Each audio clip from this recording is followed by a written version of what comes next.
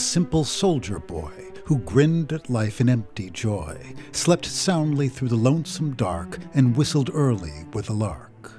In winter trenches, cowed and glum, with crumps and lice and lack of rum, he put a bullet through his brain. No one spoke of him again. You smug-faced crowds with kindling eye, who cheer when soldier lads march by, sneak home and pray you'll never know the hell where youth and laughter go. Siegfried Sassoon, Suicide in the Trenches. When World War I erupted on July 28, 1914, Great Britain was the largest empire in history, a realm that encompassed a quarter of the world's population and landmass and held enormous commercial interests in Asia, Africa, and South America.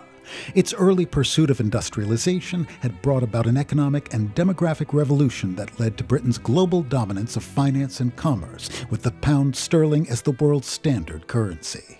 Although the signing of the armistice that finalized the Allies' triumph over the German-led Central Powers on November 11, 1918, inspired wild celebrations throughout Great Britain, the sheer cost of the war in blood and treasure led many to believe that the outcome was a Pyrrhic victory that had left the empire in a much weakened state.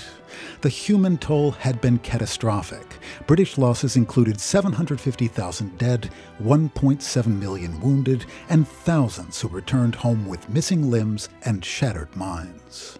Whereas Britain had begun the war as the world's largest creditor, by 1918 it was a debtor nation, hobbled by inflation and unemployment, with a labor force diminished by the death or incapacitation of many skilled workers. The circumstances of the conflict had only compounded this sense of bereavement. In a military struggle defined by stalemate and enormous death tolls, it was simply impractical to return the remains of the dead home for proper burial. In effect, thousands of optimistic young men had marched off to war and vanished into memory.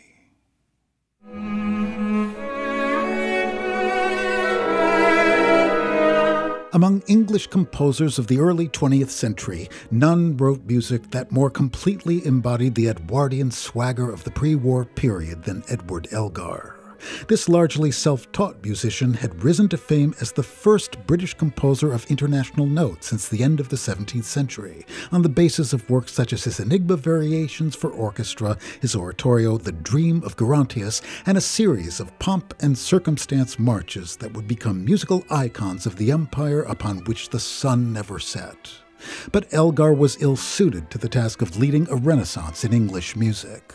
The son of a shop owner and a barmaid, he was raised as a Catholic at a time when the religion was still widely stigmatized in England. His lifelong pursuit of official honors and the construction of an image in which he was depicted as the epitome of high post-Victorian respectability reflected an essential insecurity about his social status.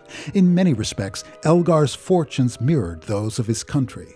As the music of radical modernists such as Schoenberg and Stravinsky began to bring about a revolution in the content and aesthetic of art music during the century's second decade, Elgar's highly romantic style increasingly seemed like a relic of the past.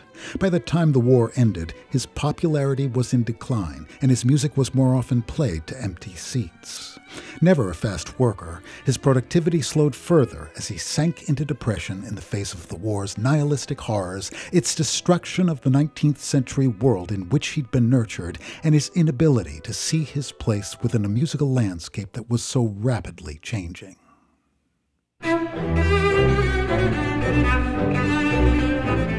Elgar's Cello Concerto in E minor was his final major work.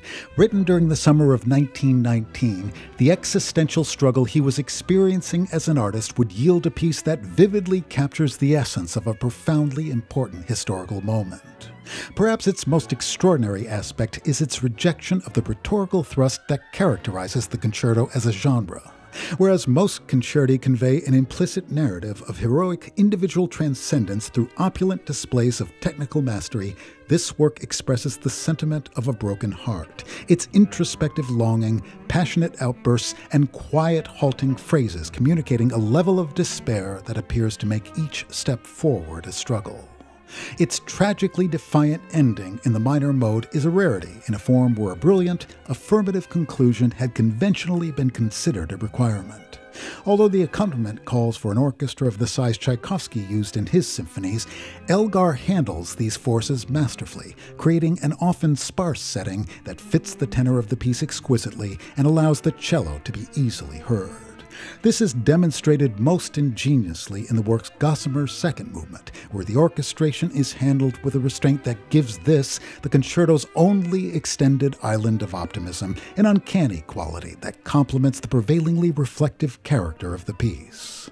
The work's enigmatic atmosphere requires a soloist of deep musical insight to render effectively, a fact that informed the concerto's relative neglect until the 1960s, when Jacqueline Dupre's legendary live and recorded performances of the piece established it as a mainstay of the repertoire. It has since become one of Elgar's most beloved works, a compelling vision of a lost world that is at once nostalgic and uncompromising.